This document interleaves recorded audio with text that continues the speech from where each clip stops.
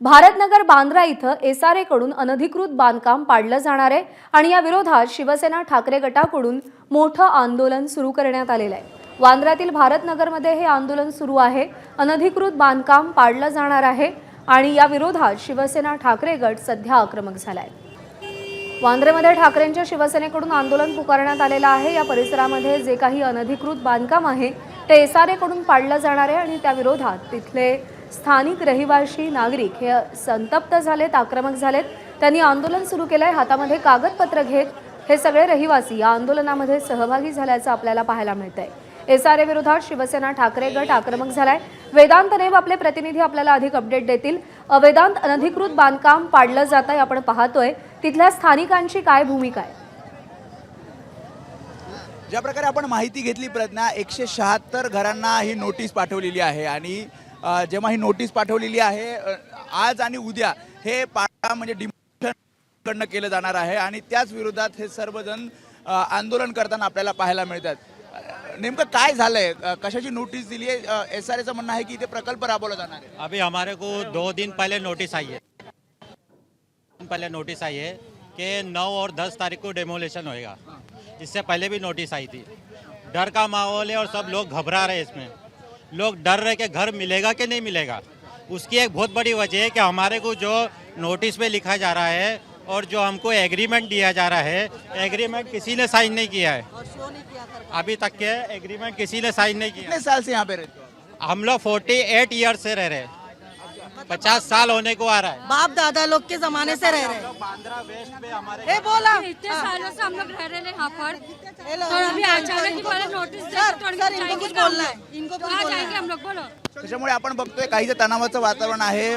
Police सुद्धा शांत राहण्याचं आवाहन इथे करतात आणि जसं यांचं म्हणणं आहे की आम्ही अनेक वर्षांपासून इथे राहतो आणि असं अचानकपणे आम्हाला नोटीस दिली जाते आणि आम्हाला या ठिकाणाहून हलवण्यात येते आणि त्याच विरोधात हे आंदोलन तीव्र केले जाते। थोड्या या ठिकाणचे स्थानिक आमदार वरुण सरदेसाई सुद्धा इथे येतील।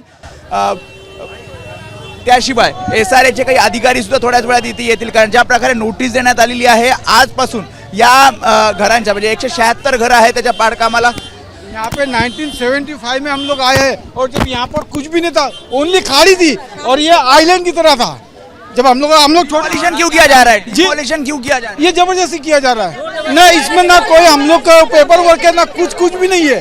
कम से कम हमारे के लेटर देना चाहिए एसआरए वाले का, या फिर हम लोग महाडा के टेनेंट है, हम लोग एसआरए वाले नहीं है, महाडा वाले। 1975 से हम लोग महाडा से, तो हमारे ऊपर जबरदस्ती ये किया जा रहा है। त्यामुळे हे सर्वजण ज्यांचं डिमोलिशन घराचं होणार आहे हे सगळेजण घराच्या समोर उभे आहेत आणि घोषणाबाजी सुद्धा त्यांच्याकडनं केली जाते।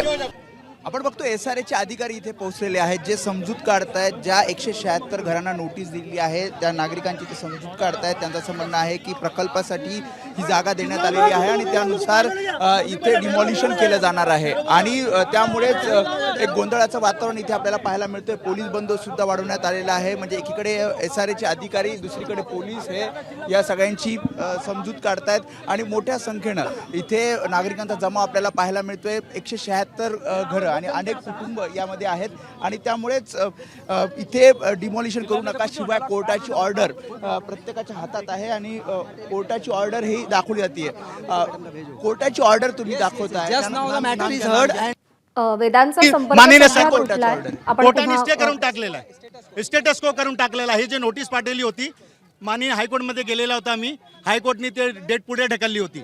मग आम्ही सुप्रीम कोर्टला गेलो, आता सकाळी ऑर्डर आलेला आहे, आत्ताच ऑर्डर आलेला। जे 250 नोटीस पाठवली होती, 200 नोटीस सगळ्या स्टे करून टाकलेला आहे।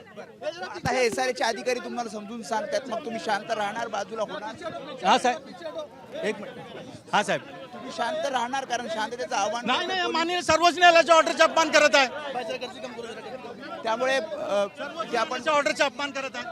हे ऑर्डर दाखवलं जात आहे। ऑर्डरमध्ये सांगितलं जातं की इथे स्टे आहे, तर स्टे असताना अशा प्रकारे डिमॉलिशन करू शकत नाहीत आणि त्यामुळे एसआरए अधिकाऱ्यांना सुद्धा नागरिकांकडून समजून सांगितलं जातं। काही वकील सुद्धा इथे आलेले आहेत।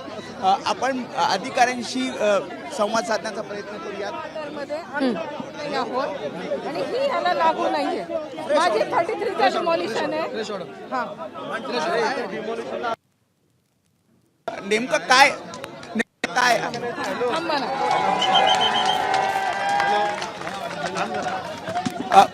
स्टे ऑर्डर आहे असं म्हटलं जातं, नेमकं काय आहे?